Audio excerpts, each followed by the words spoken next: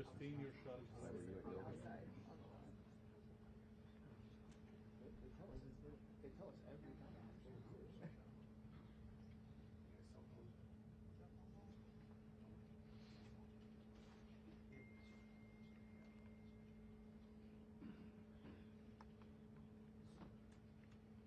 I'm sorry, I keep bumping you. Try not to. Yeah, at least the jacket's soft.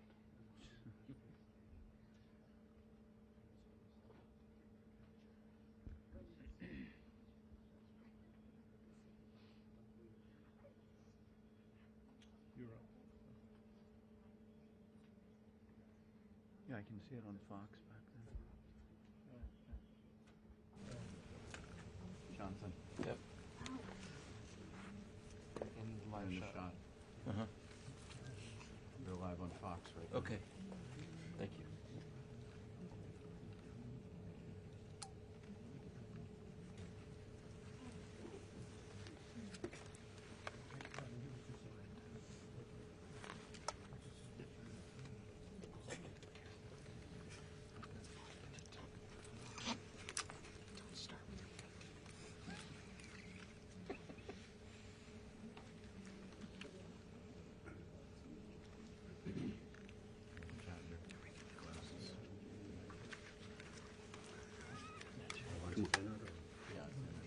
Come on. Thank you. Right now we're on a wide shot because everyone's taking it live. Tierra, is this you? Just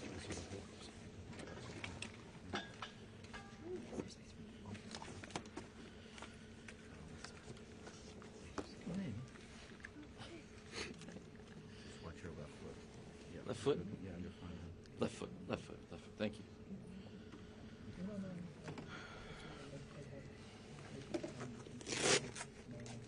How's everybody doing?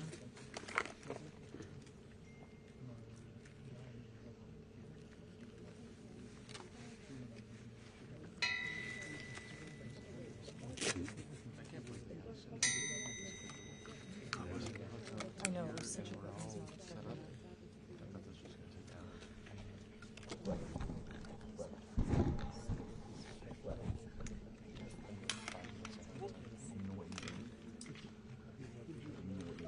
Sir, sir, if you could please take like a half step back. Those are really wide-angle lenses, and if the two of you move forward, you'll be in the shot. As the ma'am in the white also.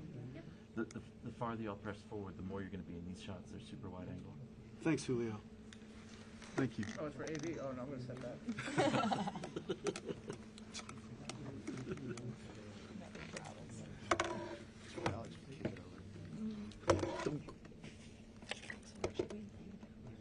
Oh, no. Oh, no. Okay, so you're still in there for the walk up? Yeah. And then I'm going to have to push it.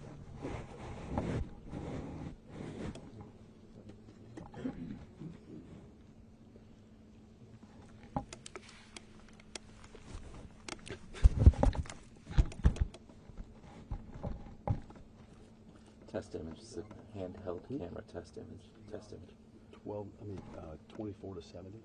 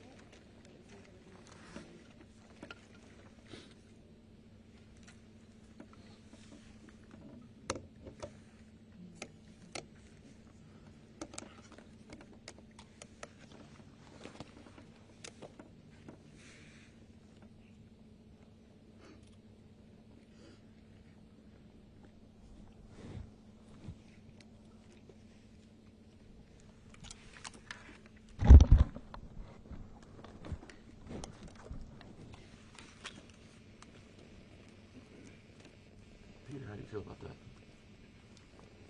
I'm fine with that.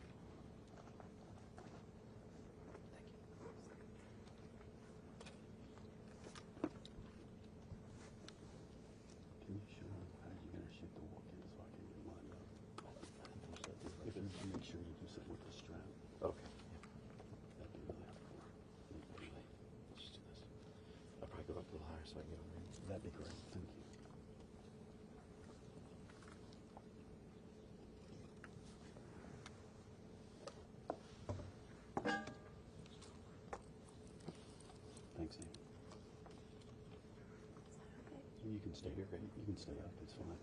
Thank you.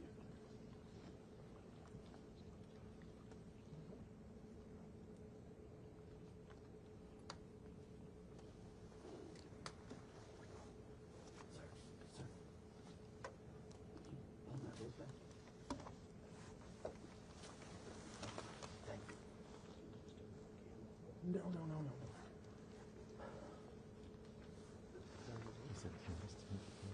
Can't touch it. Jesus Christ.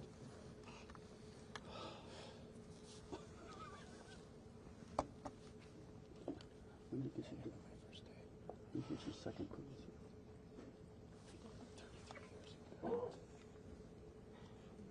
You get out. Yeah, man. I'll be fine.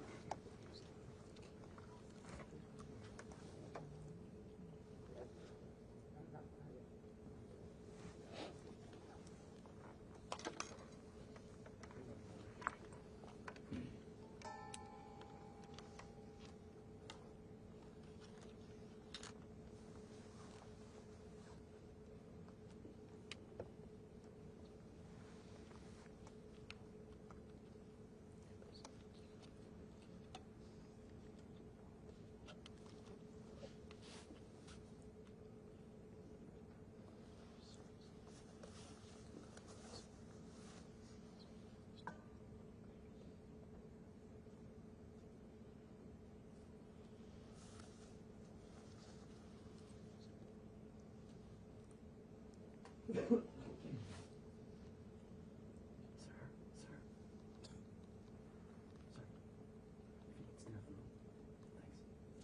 moving the camera. Trust me.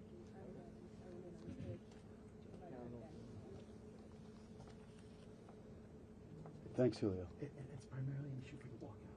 Yeah, no, I know. That's about it. The rope is pushing. There we go. Thank you. There we go. Thank you. Thanks, Julio.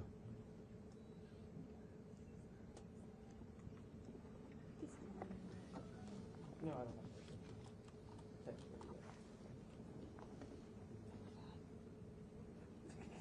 Yeah. That's 16. Okay, all right. Almost.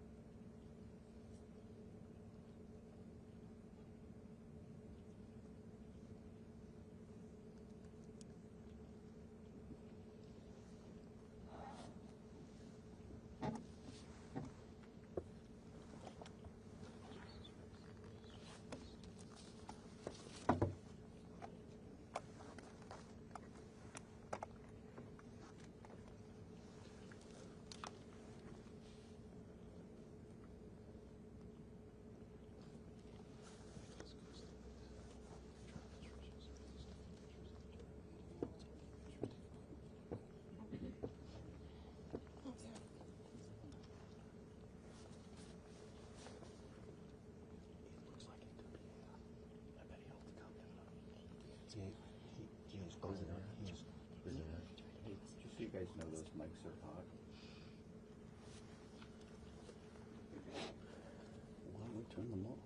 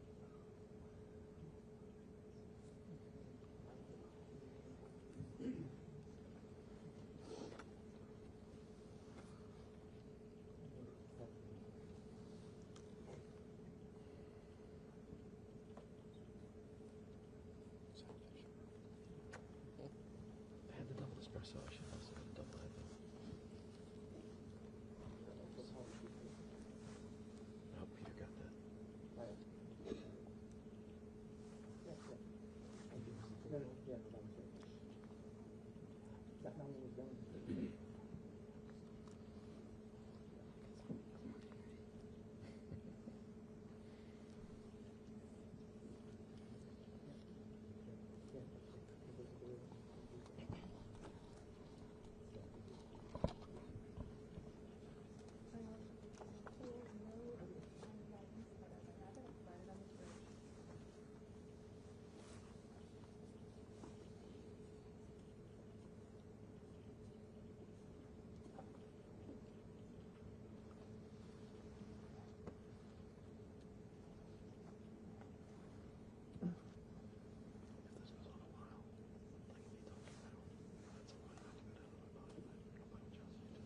Don't worry, do what you gotta do. Thanks for saying something.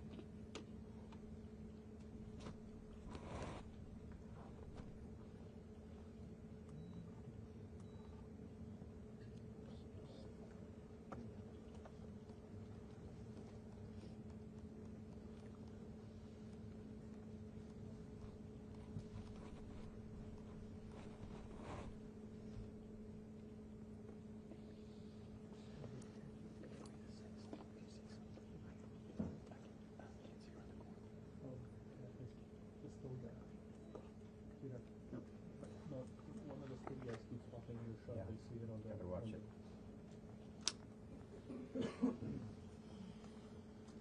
Jonathan. Who is it? Your Yeah, foot right keeps now hitting it's the tripod. Is it true? Yeah. With the lens? Yeah. You're not gonna pan? I will, but not right now. Peter. Not until he's comfortable. Peter, which direction should I move my feet? To my right? To your right. Is that better? Cool. And again, it's in the shot. Just trying to figure it out. Up or down here? Yeah, I mean, that's fine. That's fine.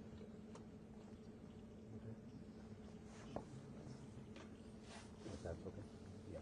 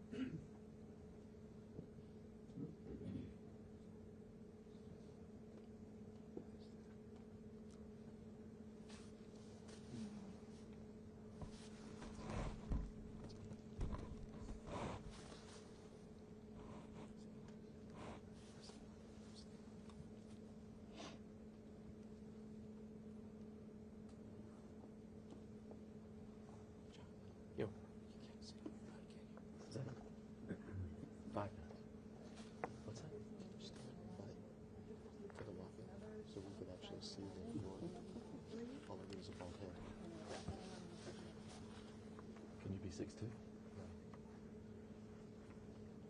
If I'm on my butt, I can't see over there. Never up. Sam, look up. Let's see over whose head.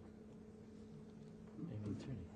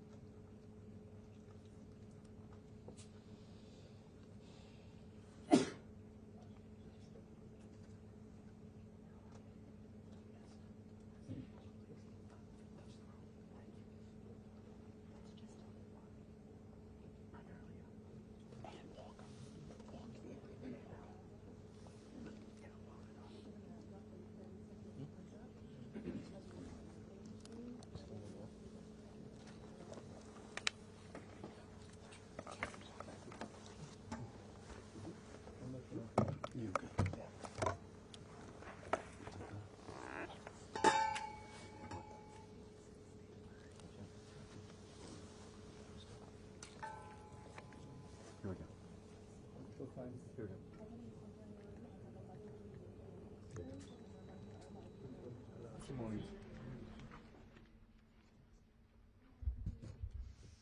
Okay, thank you very much. This is big stuff, and we appreciate you being here.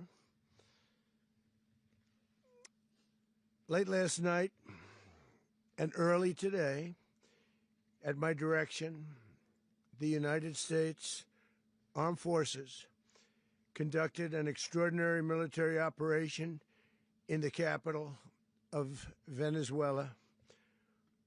Overwhelming American military power, air, land, and sea, was used to launch a spectacular assault. And it was an assault like people have not seen since World War II. It was a force against a heavily fortified military fortress in the heart of Caracas to bring outlaw dictator Nicolas Maduro to justice. This was one of the most stunning, effective, and powerful displays of American military might and competence in American history. And if you think about it, we've done some other good ones, like the attack on Soleimani, the attack on al-Baghdadi, and the obliteration and decimation of the Iran nuclear sites just recently in an operation known as Midnight Hammer, all perfectly executed and done. No nation in the world could achieve what America achieved yesterday, or frankly, in just a short period of time. All Venezuelan military capacities were rendered powerless as the men and women of our military, working with U.S. law enforcement, successfully captured Maduro in the dead of night. It was dark. The lights of Caracas were largely turned off due to a certain expertise that we have. It was dark, and it was deadly. But captured along with his wife, Celia Flores, both of whom now face American justice. Maduro and Flores have been indicted in the Southern District of New York, it's Jay Clayton, for their campaign of deadly narco-terrorism against the United States and its citizens. I want to thank the men and women of our military who achieved such an extraordinary success overnight with breathtaking speed, power, precision, and competence. You rarely see anything like it. You've seen some raids in this country that didn't go so well. They were an embarrassment. If you look back to Afghanistan, or if you look back to the Jimmy Carter days, they were different days. We're a respected country again, maybe like never before. These highly trained warriors, operating in collaboration with U.S. law enforcement, caught them in a very ready position. They were waiting for us. They knew we had many ships out in the sea, just sort of waiting. They knew we were coming. So they were in what's called a ready position, but they were completely overwhelmed and very quickly incapacitated. If you would have seen what I saw last night, you would have been very impressed. I'm not sure that you'll ever get to see it, but it was an incredible thing to see.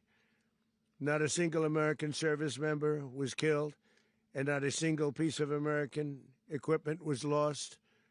We had many helicopters, many planes, many people involved in that fight.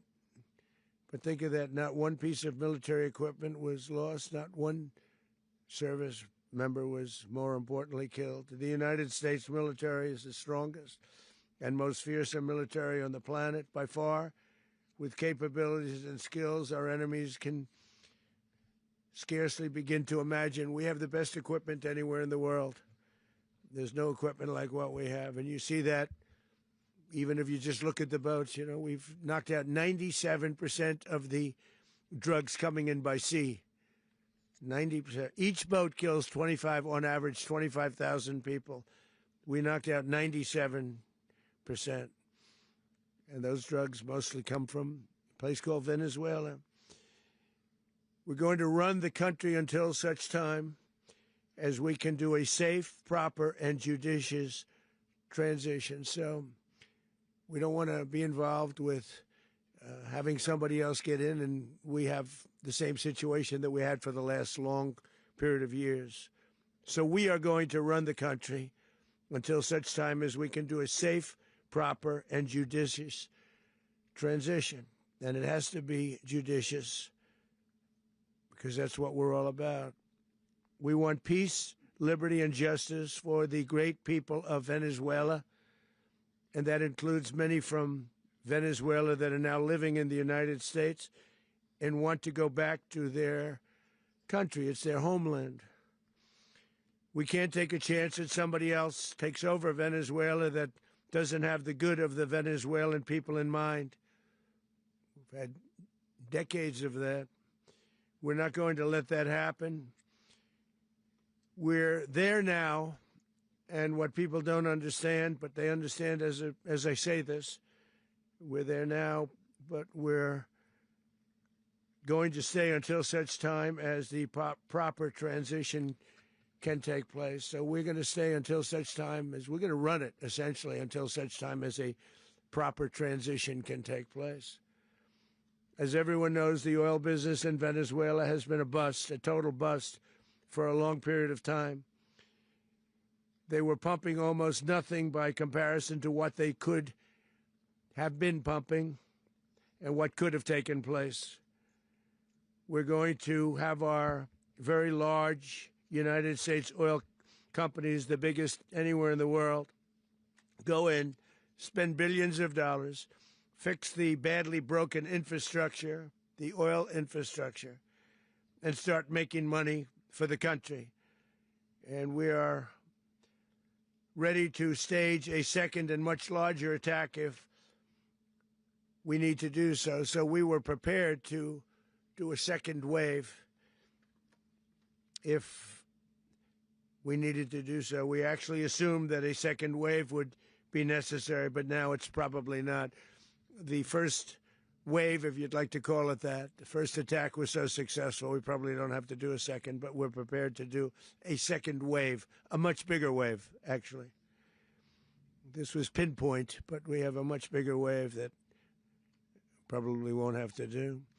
This partnership of Venezuela with the United States of America, a country that everybody wants to be involved with because of what we were able to do and accomplish, will make the people of Venezuela rich, independent, and safe.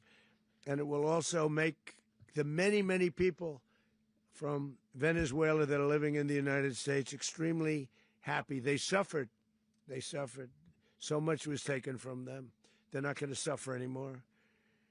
The illegitimate dictator Maduro was the kingpin of a vast criminal network responsible for trafficking colossal amounts of deadly and illicit drugs into the United States.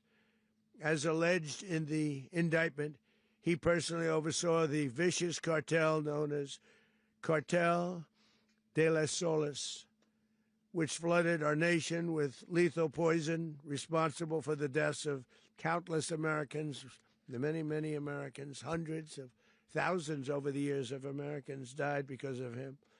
Maduro and his wife will soon face the full might of American justice and stand trial on American soil. Right now, they're on a ship they'll be heading to, ultimately, New York, and then a decision will be made, I assume, between New York and Miami or Florida. But we have people where the overwhelming evidence of their crimes will be presented in a court of law. And I've seen it. I've seen what we have. It's both horrible and breathtaking that something like this could have been allowed to take place. For many years after his term as president of Venezuela expired, Maduro remained in power and waged a ceaseless campaign of violence, terror, and subversion against the United States of America, threatening not only our people, but the stability of the entire region. And you all saw it. In addition to trafficking gigantic amounts of illegal drugs that inflicted untold suffering and human destruction all over the country, all over, in particular, the United States. Maduro sent savage and murderous gangs, including the bloodthirsty prison gang, Tren de Aragua, to terrorize American communities nationwide, and he did indeed.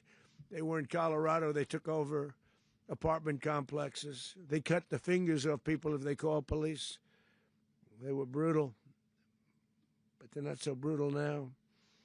And I just have to congratulate our military, Pete and everybody, and our National Guard, because the job that they've done, whether it's in Washington, D.C., where we have a totally safe city, where it was one of the most unsafe cities anywhere in the world, frankly, and now we have no crime in Washington, D.C. We haven't had a killing. We had the terrorist attack a few weeks ago, a little bit of a different kind of a threat, but we haven't had a killing in a long period of time, 6-7 months. We used to have two, on average, 2 a week in Washington, our capital. We don't have that anymore. The restaurants are opening. Everyone's happy. They're going, they're walking their daughters, they're walking their children, their wives. They walk to restaurants. Restaurants are opening all over Washington, D.C. So I want to thank the National Guard. I want to thank our military. And I want to thank law enforcement. Been amazing. And they should do it with more cities. We're doing it, as you know, and we're doing it in Memphis, Tennessee right now, and crime is down. We've just sort of started a few weeks ago, but crime is down now 77%. And the governor of Louisiana called, great person, and he wanted us to help him, as you know, in a certain very nice part of Louisiana. And we have done that. And it was a rough section, and we have crime down. I understand it's down to almost nothing already after 2.5 weeks. New Orleans, it's down to almost nothing, and we've only been there for 2.5 weeks. Can't imagine why governors wouldn't want us to help. We also helped, as you know, in Chicago, and crime went down a little bit there. We did a very small help because we had no working ability with the governor. The governor was a disaster, and the mayor was a disaster, but it knocked down crime. But we're pulling out of there. When they need us, we'll know. You'll know. You'll be writing about it.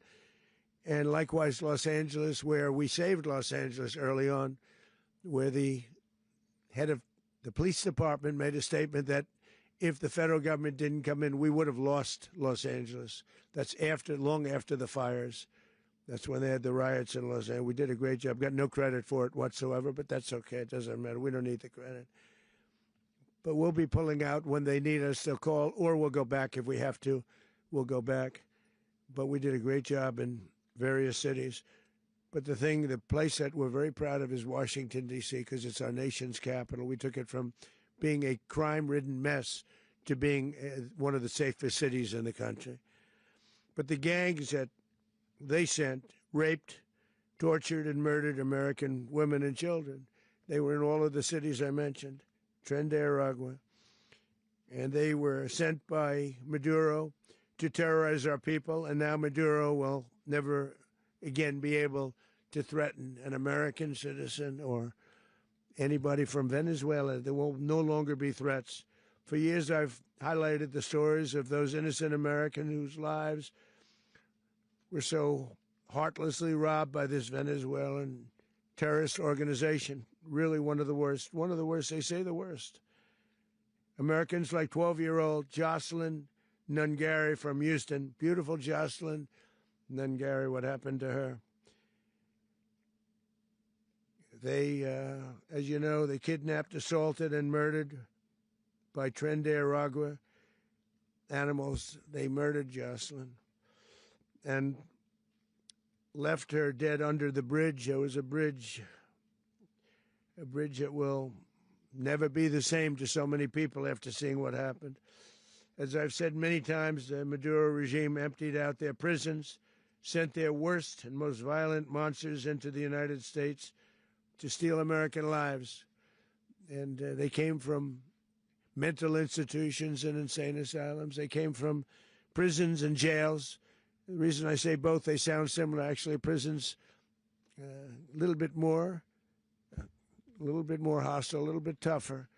A mental institution isn't as tough as an insane asylum, but we got them both. They sent from their mental institutions. They sent from their jails, prisons. They were drug dealers. They were drug kingpins. They sent everybody bad into the United States, but no longer. And we have now a border where nobody gets through. In addition, Venezuela unilaterally seized and stole American oil, American assets, and American platforms, costing us billions and billions of dollars. They did this a while ago, but we never had a president that did anything about it. They took all of our property. It was our property. We built it. And we never had a president that decided to do anything about it. Instead, they fought wars that were 10,000 miles away. We built Venezuela oil industry with American talent, drive, and skill, and the socialist regime stole it from us during those previous administrations, and they stole it through force. This constituted one of the largest thefts of American property in the history of our country. Considered the largest theft of property in the history of our country. Massive oil infrastructure was taken like we were babies, and we didn't do anything about it. I would have done something about it. America will never allow foreign powers to rob our people or drive us back into and out of our own hemisphere. That's what they did. Furthermore, under the now deposed dictator Maduro, Venezuela was increasingly hosting foreign adversaries in our region and acquiring menacing offensive weapons that could threaten U.S. interests and lives. And they used those weapons last night. Potentially in league with the cartels operating along our border. All of these actions were in gross violation of the core principles of American foreign policy, dating back more than 2 centuries. And not anymore. All the way back, it dated to the Monroe Doctrines. And the Monroe Doctrine is a big deal, but we've superseded it by a lot, by a real lot. They now call it the Donroe Document. I don't know. It's Monroe Doctrine. We sort of forgot about it. It was very important, but we forgot about it. We don't forget about it anymore. Under our new national security strategy, American dominance in the Western Hemisphere will never be questioned again. Won't happen. So just in concluding, for decades, other administrations have neglected or even contributed to these growing security threats in the Western Hemisphere. Under the Trump administration, we are reasserting American power in a very powerful way in our home region. And our home region is very different than it was just a short while ago. The future will be, and we did this in my first term. We had great dominance in my first term, and we have far greater dominance right now. Everyone's coming back to us.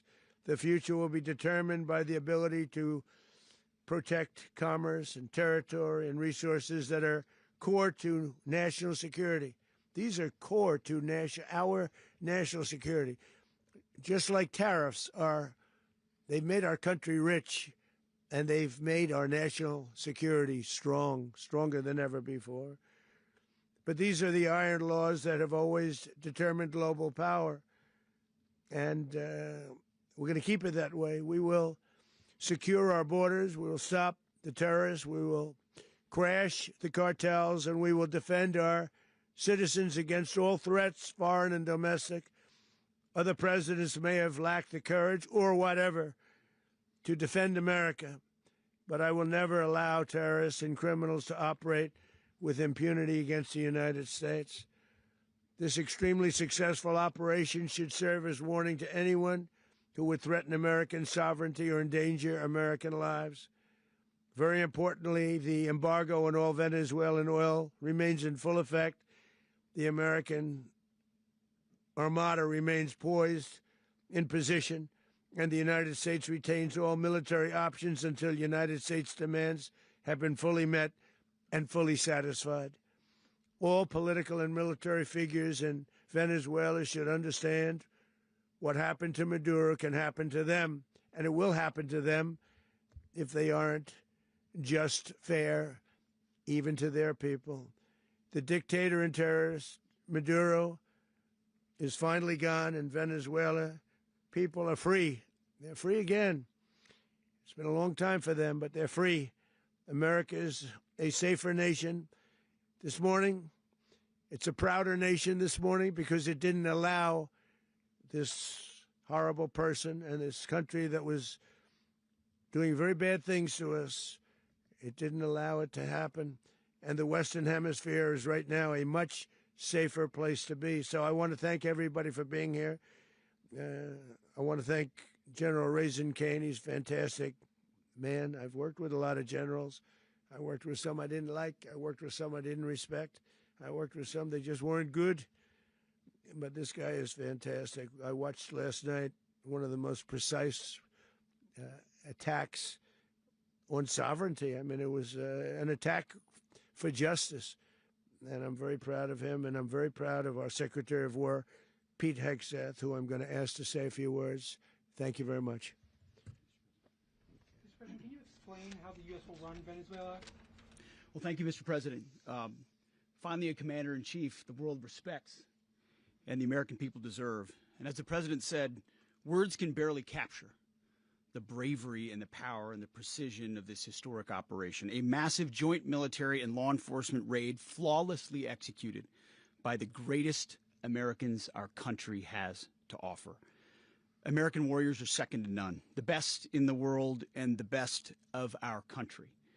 What all of us witnessed last night was sheer guts and grit, gallantry, and glory of the American warrior. I'm simply humbled by such men.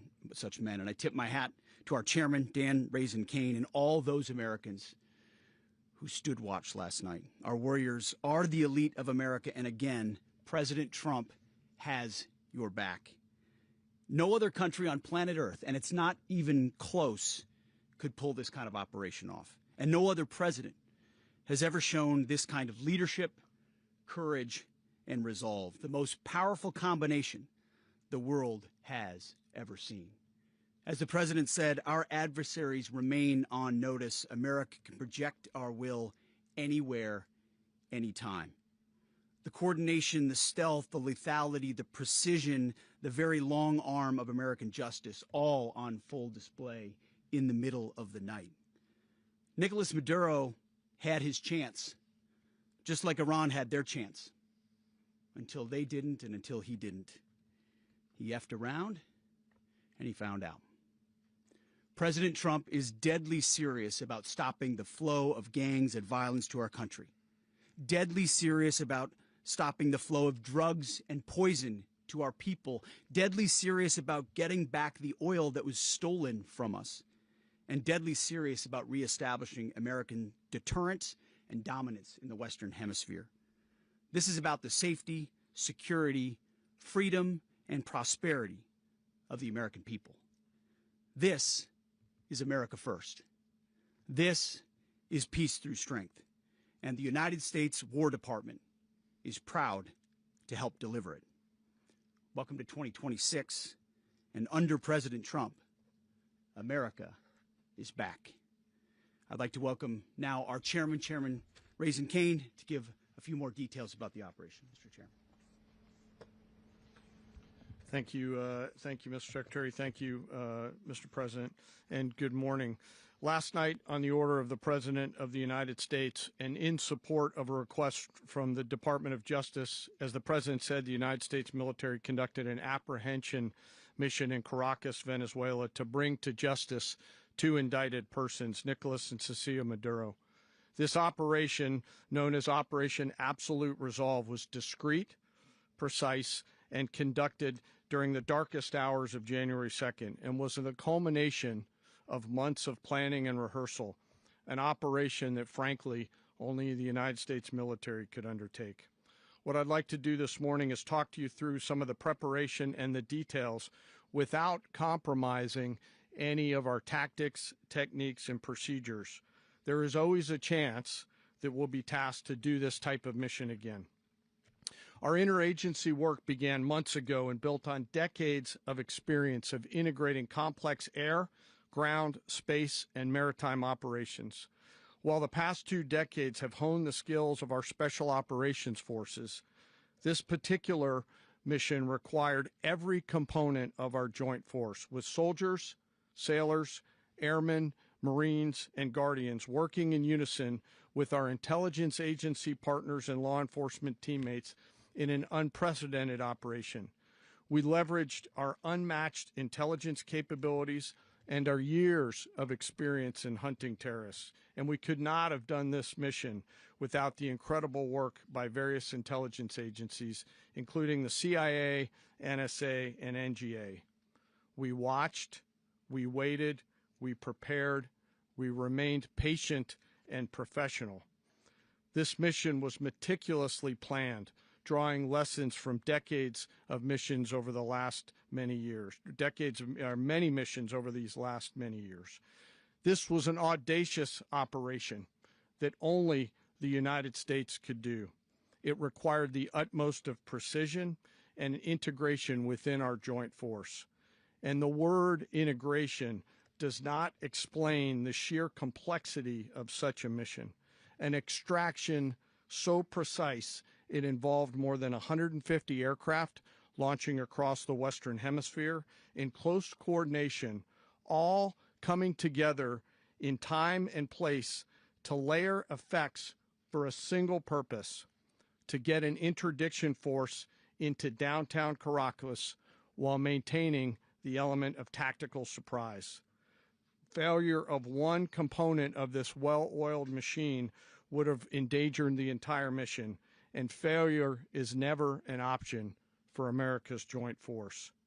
Those in the air over Caracas last night were willing to give their lives for those on the ground and in the helicopters. Let me talk a little bit about the preparation. After months of work by our intelligence teammates to find Maduro and understand how he moved, where he lived, where he traveled, what he ate, what he wore, what were his pets, in early December, our force was set pending a series of aligned events. Key was choosing the right day to minimize the potential for civilian harm and maximize the element of surprise, and minimize the harm to the indicted personnel, so as the President said, they could be brought to justice. And as the President said earlier today, weather in Venezuela is always a factor this time of the year.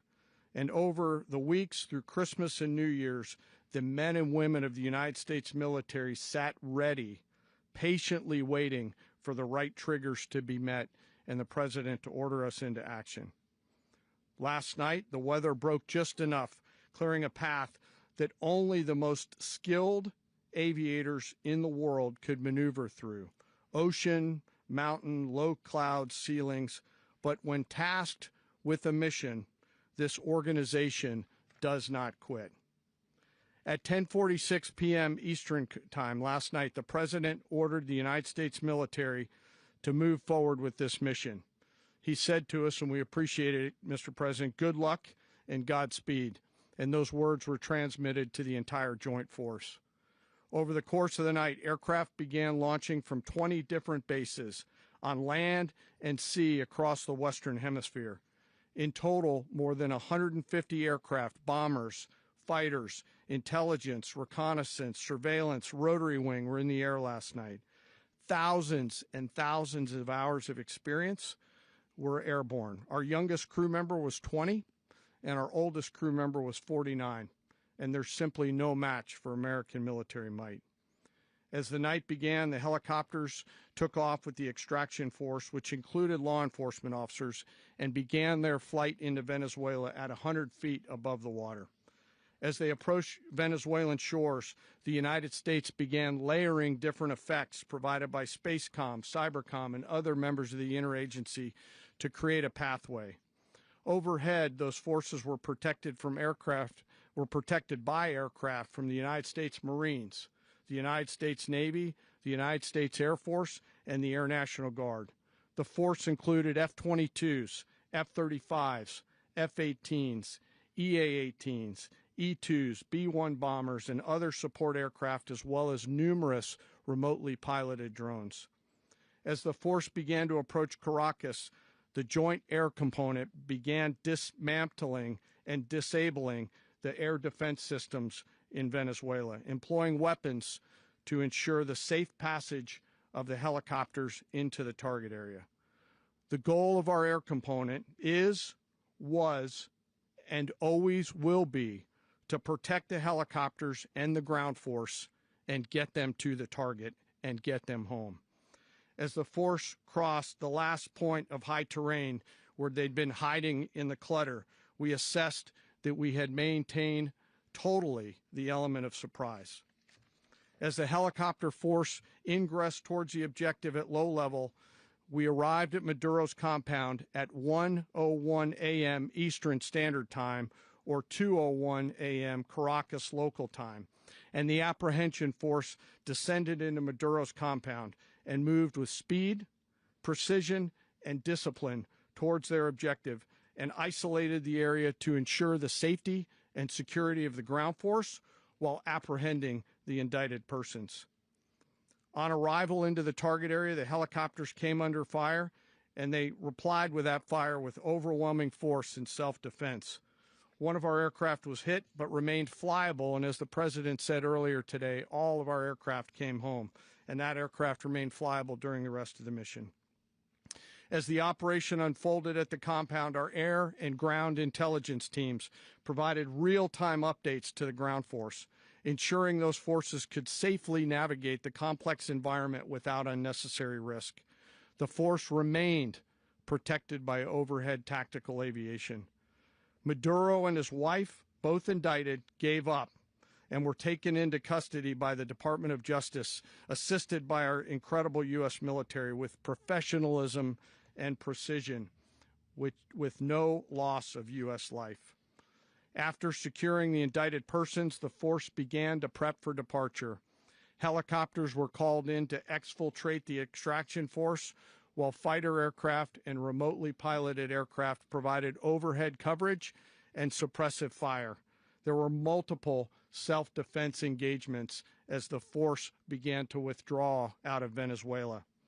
The force successfully exfiltrated and returned to their afloat launch bases, and the force was over the water at 3:29 a.m. Eastern Standard Time with indicted persons on board, and both Maduro and his wife were embarked aboard the USS Iwo Jima.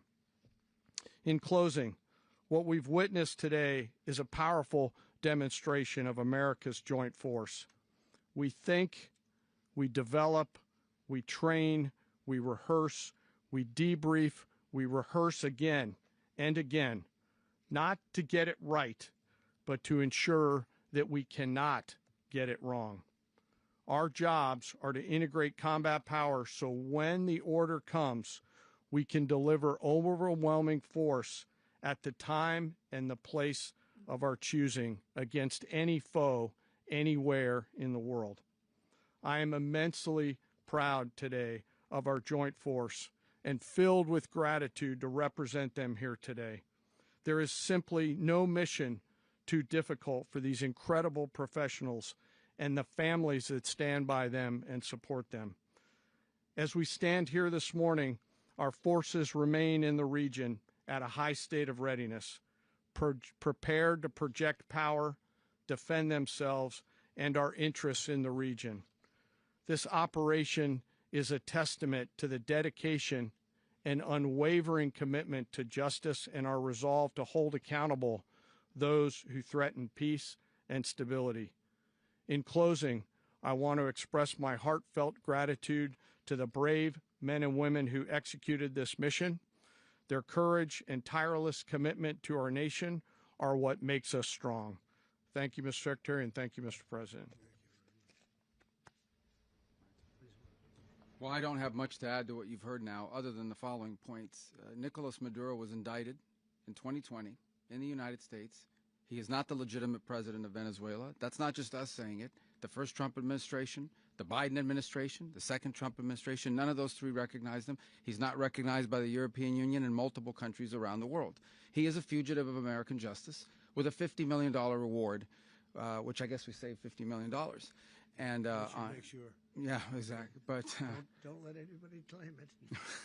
Nobody deserves it but us. But I want to be clear about one thing. Nicolas Maduro had multiple opportunities to avoid this. He was provided multiple very, very, very generous offers and chose instead to act like a wild man, chose instead to play around. And the result is what we saw tonight. The other message here is the following. You have a guy, like many people around the world, they like to play games. You have a guy who decides he's going to invite Iran into his country, is going to, do the confiscation of American oil companies, is going to flood our country with gang members, is going to take Americans prisoner and try to hold them for hostage and trade them like he was able to do with the Biden administration. Basically likes to play games all this time and thinks nothing's going to happen. And I hope what people now understand is that we have a president. The 47th president of the United States is not a game player. When he tells you that he's going to do something, when tells you he's going to address a problem, he means it. He actions it. I can tell you, I've watched this process now for 14, 15 years, been around it. Everybody talks. I'm going to do this. I'm going to do that. When I get there, we're going to do this. We're going to take. This is a president of action. Like, I don't understand yet how they haven't figured this out. And now, if you don't know, now you know. Because this is the way it's going to play out. And I think people need to understand that this is not a president that just talks and does letters and press conferences. And, if he says he's serious about something, he means it. And this is something that was a direct threat to the national interest of the United States, and the president addressed it. There's a president of peace, by the way. I told you what I just said earlier. This guy had multiple opportunities to find his way somewhere else and figure out another. He could have been living somewhere else right now, very happy, but instead he wanted to play big boy. And so now, he's got other sets of problems on his hands. And but I think the message here should be for the world. Look, the president doesn't go out looking for people to pick fights with. He's not generally wants to get along with everybody.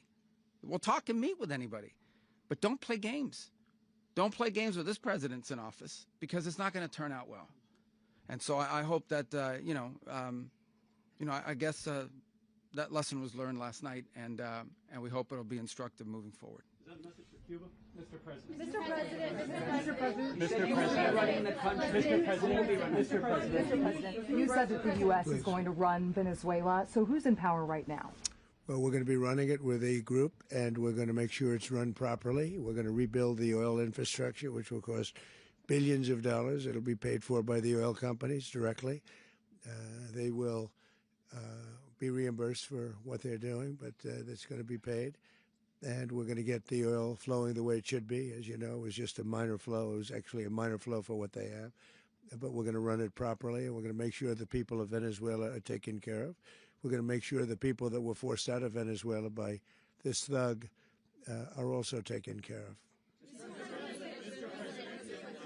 Mr. President, does the U.S. running the country mean that U.S. troops will be on the ground? How will that work? Well, they always say boots on the ground. So we're not afraid of boots on the ground if we have to have. We had boots on the ground last night at a very high level, actually. We're not afraid of it. We don't mind saying it. But we're going to make sure that that country is run properly. We're not doing this in vain. This is a very dangerous attack. This is an attack that could have gone very, very badly. Could have gone very badly. We could have lost a lot of people last night. We could have lost a lot of dignity. We could have lost a lot of equipment. The equipment is less important, but we could have lost a lot. And we're going to make sure that this is proper. We're there now.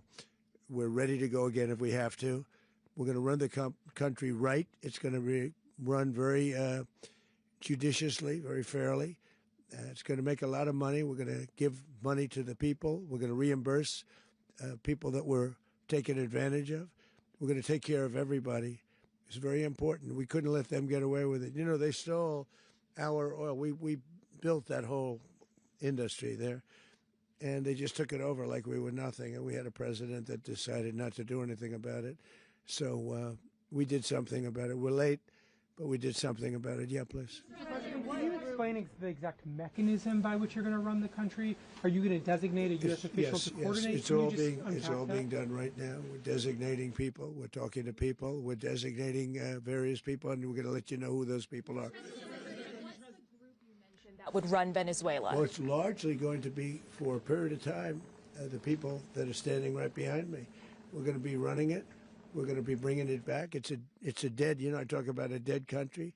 A year and a half ago, we were a dead country. Now we're the hottest country anywhere in the world. We're a country doing better than any country anywhere in the world, and it required leadership. Venezuela has a lot of bad people in there, a lot of bad people that shouldn't be leading. We're not going to take a chance that one of those people take over for Maduro. So you can look at, and others. We have fantastic people, including people in the military. So we're going to have a group of people running it until such time as it can be put back on track, make a lot of money for the people, and give people a great way of life, and also reimbursement for people in our country that were forced out of Venezuela. Rubio would be. You said earlier today that you weren't going to back Machado to come back and be the opposition leader in your Fox and Friends interview. And then you also mentioned the vice president of Venezuela. Are you going to work with the vice president of Venezuela, or how do you foresee the relationship Well, going? I understand she was just sworn in, but she was, as you know, picked by Maduro. So Marco's working on that directly. He just had a conversation with her, and she's essentially willing to do what we think is necessary to make Venezuela great again. Very simple. Mr. President, Colombian President Gustavo Petro, a couple weeks ago, he said he's got to watch his ass. And today, he said he's not concerned about anything happening to him in the aftermath of this operation. So, just what your message is about that? Well, he has cocaine mills. He has factories where he makes cocaine. And, yeah, I think I stick by my first statement. He's making cocaine. They're sending it into the United States. So he does have to watch his ass. Mr. President, did you notify any members of Congress in advance? Marco, do you want to talk about that? Because you were involved in it. Sure. We called members of Congress immediately after. This was not the kind of mission that you can do congressional notification on. It was a trigger-based mission in which conditions had to be met night after night. We watched and monitored that for a number of days. So it's just simply not the kind of mission you can call people and say, hey, we may do this at some point in the next 15 days.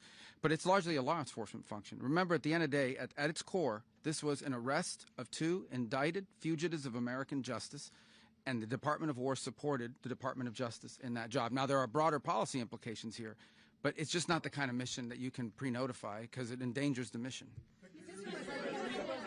Plus, if I could add one thing to that, Congress has a tendency to leak. This would not be good.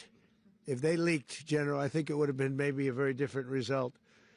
But I have to say, they knew we were coming at some point, We had a lot of ships out there. They sort of knew we were coming. We went there. But Congress will leak, and we don't want leakers. Mr. President, you were one of the only people to watch this all play out live. What was Maduro doing when the U.S. forces entered what I assume would be his home? And also, was there any point where the U.S. was considering if Maduro pushed back or resisted killing Maduro? It could have happened. It could have happened. He was trying to get into a safe place. You know what a safe place is, all steel. And he wasn't able to make it to the door because our guys were so fast. They went through the opposition so fast. And there was a lot of opposition. People were wondering, do we get them by surprise? Sort of surprised, but they were waiting for something. It was a lot of opposition. There was a lot of gunfire. You saw some of it today. But he was trying to get to a safe place, which wasn't safe because we would have had the door blown up in about 47 seconds, they say on average, regardless of how thick the steel was. It was a very thick door. It was a very heavy door, but he was unable to get to that door. He made it to the door. He was unable to close it. Go ahead, finish. Where is Maduro going to be in the time being right now? Do you know his exact whereabouts? Well, eventually, ultimately, in the near future, he's going to be brought to New York. And where is he going to be held? Where is he going to be held in New York? Do you know? That's going to be up to the officials that do these things. Mr. President, the U.S. has something of a mixed track record of ousting dictators without necessarily a plan for what comes afterwards. Not with Did me, that weigh on your decision? Well, that's when we had different presidents, but with me, that's not true. With me, we've had a perfect track record of winning. We win a lot, and we win. If you look at Soleimani, you look at al-Baghdadi, you look at the Midnight Hammer. Midnight Hammer was incredible. Right now, you wouldn't have peace in the Middle East. We have essentially peace in the Middle East because of that. If we weren't successful with Midnight Hammer, you wouldn't have peace in the Middle East. So, with me, you've had a lot of victory. You've had only victories. You've had no losses. Yeah. President, can you? How long do you expect the U.S. to run Venezuela, and how soon do you want Venezuelan people to hold elections? So I'd like to do it quickly, but it takes a period of time. You know, we're rebuilding. We have to rebuild their whole infrastructure. The infrastructure is rotted. It's actually very dangerous. It's blow-up territory. Oil is very dangerous. It's a very dangerous thing to take out of the ground. It can kill a lot of people. It has killed a lot of people doing just that. The infrastructure is old. It's rotted. Much of it is stuff that we put there 25 years ago, and we're going to be replacing it. And we're going to take a lot of money out so that we can take care of the country. Yeah. Are you saying that Secretary Rubio and Mr. President, China, Russia, and Iran have interests in Venezuela. How does this operation affect your relationships with them when it comes to the oil and the drugs? And Russia, Russia when we get things straightened out. But in terms of other countries that want oil, we're in the oil business. We're going to sell it to them. We're not going to say we're not going to give it to them. In other words, we'll be selling oil probably in much larger doses because they couldn't produce very much because their infrastructure was so bad. So we'll be selling large amounts of oil to other countries, many of whom are using it now, but I would say many more will come. Now, are you saying, Mr. President, are you saying that, Mr. President, are you saying that, Mr. President, thank you. What is your message to the people of Venezuela today? Of course, the civilian population specifically, they have a lot of questions. What is your message to the people of Venezuela? That you're going to have peace, justice. You're going to have some of the riches that you should have had for a long period of time. It was stolen from you. But you're going to have peace and you're going to have safety. You're going to have justice. You're going to have a country. You're going to have a real country. You're going to have potentially a great country. You know, if you go back 20 years, maybe even a little longer ago, that was a great country. And they destroyed it. Remember I said that if we lose this election, the United States will be Venezuela on steroids. That's what would have happened. Had we lost the election, the 2024 election, we suffered so badly when you look at the border from 2020. What they did, what Joe Biden administration did to our country should never be forgotten. But if we had to go through another year of that, we wouldn't have. We would be exactly where Venezuela was in terms. I used to say, if they win, we're going to be Venezuela on steroids, and that's what would have happened. President, thank you. Are you saying that Secretary Hegseth and Rubio are going to be running Venezuela, and will you be sending in U.S. military troops to provide? Team that's working with the people of Venezuela to make sure that we have Venezuela right. Because for us to just leave, who's going to take over? I mean, there is nobody to take over. You have a vice president who's been appointed by Maduro. And right now she's the vice president, and she's, I guess, the president. She was sworn in as president just a little while ago. She had a long conversation with Marco, and she said, we'll do whatever you need. I think she was quite gracious, but she really doesn't have a choice. We're going to have this done right. We're not going to just do this with Maduro, then leave like everybody else, leave and say, let it go to hell. If we just left, it has zero chance of ever coming back.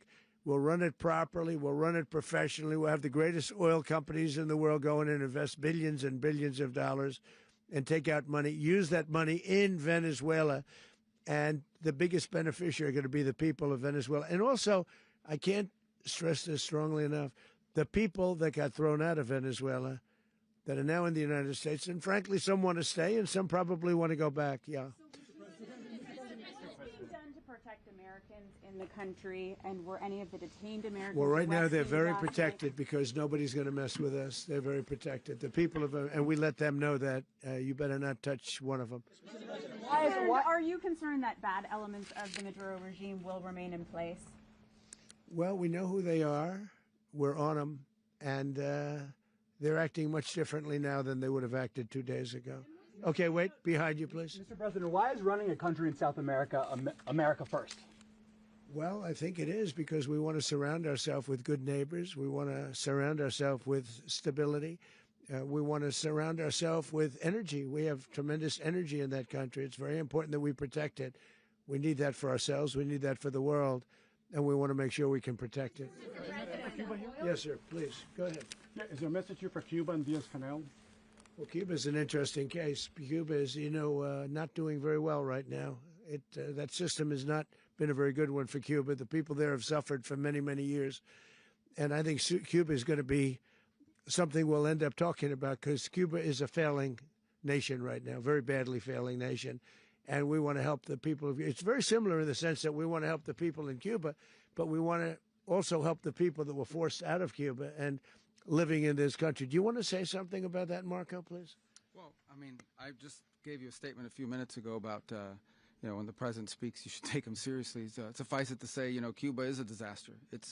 It's run by incompetent, senile men, and in some cases, not senile, but incompetent nonetheless. It has no economy. It's in total collapse. And by the way, they were, all of the guards that helped protect Maduro, this is well known, their whole spy agency, all that were full of Cubans. I mean, it's amazing. This poor island took over Venezuela in some cases. One of the biggest problems the Venezuelans have is they have to declare independence from Cuba. They tried to basically colonize it from a security standpoint. So, yeah, look, if I lived in Havana and I was in the government, I'd be concerned, at least a little bit. Cutting off the oil flow to Cuba from Venezuela? Well, the president already announced a week ago that anything that's sanctioned, it's sanctioned oil, it's not going to be allowed to get there. So that's a pre-existing. Mr. President. The answer is yes. Is Yes. the U.S. aware of the location of opposition leader Machado, and have you been in contact with her? No, we haven't. No, we haven't. Mr. President. Do you have any hesitations about Machado? Mr. President, on Monday. Oh, I think it would be very tough for her to be the leader. She doesn't have the support within or the respect within the country. She's a very nice woman, but she doesn't have the respect to be the Mr. leader. President, is it possible that the U.S. ends up administrating Venezuela for years? Well, it won't cost us anything because the money coming out of the ground is very substantial. So it's not going to cost us anything. We will. Well, we want safety there. We want to be surrounded by countries that aren't housing all of our enemies all over the world. That's what was happening, and you don't want to have that. But we're going to be rebuilding, and we're not spending money. The oil companies are going to go in. They're going to spend money. We're going to take back the oil that, frankly, we should have taken back a long time ago. A lot of money is coming out of the ground. We're going to get reimbursed for all of that. We're going to get reimbursed for everything that we spend. So it's going to be a very important. This is a very big evening that took place last night. We have to be surrounded by safe, secure countries, and we also have to have energy. Very important. We have to have energy that's real energy, not where they're getting 4% and 5% of the energy out of the ground. You take a look. It was such a disaster. So what's going to happen with Venezuela, I think, over the next period of a year is going to be a great thing, and the people of Venezuela will be the biggest beneficiaries. Mr. President, Going to send in U.S. military. Mr. President, thank you. What did you last speak to Maduro about when you spoke? And is the U.S. Well, I don't want to get at war into with the Venezuela? conversations, but I did have conversations with him, and I said, you got to surrender. And I actually thought he was pretty close to doing so, but now he wished he did, yeah. You said that Maduro is responsible for drug trafficking. You recently pardoned the former president of Honduras, who was convicted of many drug trafficking. Can you explain how these two situations are different? And would you ever pardon Maduro? I endorsed, as you know, the winning president, the man who won in Honduras. I endorsed the man who won in Chile. I endorsed the man who won in Argentina. And we are doing very well with that whole group. What the man that I pardoned was, if you could equate it to us, he was treated like the Biden administration treated a man named Trump. That didn't work out too well for them. This was a man who was persecuted very unfairly. He was the head of the country. He was persecuted very unfairly. And there are a number of them. And we felt that it was a very unfair situation that happened to him. He's also a party member of the man who won. So obviously the people liked what I did. And one of the reasons that was done is because of the fact that the party in power felt very strongly that that man was treated very badly. I studied it very quickly, and then I studied it in great detail. I went to a lot of the people standing behind me, and they felt that that man was persecuted and treated very badly. That's why I gave him a pardon. You referenced boots on the ground earlier. Can you just sort of button this up? Do you envision the U.S. military having a presence in Venezuela as the U.S. runs that country? No, we're going to have a presence in Venezuela as it pertains to oil, because we have to have, we're sending our expertise in. So you may need something, not very much. But no, we're going to be taking out a tremendous amount of wealth out of the ground, and that wealth is going to the people of Venezuela and people from outside of Venezuela that used to be in Venezuela. And it goes also to the United States of America in the form of reimbursement for the damages caused us by that country. So I want to thank you all very much. Thank you. Do you have one? Yes, please. You were so nice before. I'm going to give you the final question. Go Thank ahead. you, Mr. Unless President. it's a bad question, in It's which about case I'll Putin. go one word. It's about who? It's about Putin, if you want. About Putin. Well, that's Okay. always nice You had to a talk phone. about Putin. You had a phone call with him Yeah. on Monday. Did he talk at all about Maduro? Did y'all talk about this? No, we didn't. And We then, never spoke about Maduro. Are you mad at him right now? I mean, there's this I'm not intelligence. thrilled with Putin. I'm not thrilled with Putin. He's killing too many people. I thought that would be so. I settled 8 1/4 war. You know what the 1/4 was? Thailand and Cambodia. I did it again. They broke out, and I did it in about 5 hours, and I settled it. I'm giving myself 1/4, so I'm up to now 8 1/4. In other words, I settled the war, but then they broke out. They had a pretty bad breakout over the last 4 days. I got them to go back to peace. So I only give 1/4. I thought the easiest one would be, one of the easier ones would be Russia, Ukraine. It's not. And they both have done some pretty bad things. And look, that's Biden's war. That's not my war. But I want to stop the lives. Did you see where last month, 30,000, it was 27,000 the month before. 30,000, mostly soldiers, were killed this last month. 30,000. I want to stop that. You know, I got NATO to pay 5% instead of the 2% that they weren't paying. They weren't paying 2, now they pay 5. And we send them a lot of munitions. We send them a lot of things, missiles and various other things, a lot. And they pay. The United States is not losing money. We're probably making money on that. It's the last thing I care about. I just want to stop all those people. We're losing 25, 30,000 human beings that come from 2 places that are very far away. But if I can stop, because it's something I've been pretty good at doing, deals, I guess. It's all a deal. Life is a big deal. But if I can stop that war and stop 30,000 young people, in addition to the fact that people are being killed in Kiev, people are being killed in other cities throughout, a much smaller number, but they're being killed, viciously killed. So I'm not happy about it. I thought that would be something that would get solved. We have Mr. Witkoff here. I think that we're making progress, but that's a war that should have never happened. If I were president, it would have never happened. Putin says it. Everybody says it. If I were president, that would have never happened. But I inherited that war. That was Joe Biden, Zelensky, and Putin. I came into the situation, and it's a mess. And I will say this. I watched an operation last night that was so precise, that was so brilliant. I mean, it was incredible. If we had our people, like this general and our people involved, that war would not have gone on very long, that I can tell you. That war, to use an old term, that war has become a bloodbath, and we want it to get stopped. Thank you very much. Are you concerned a rogue Venezuelan general can take over the country? Can you talk about your conversation with the Vice President?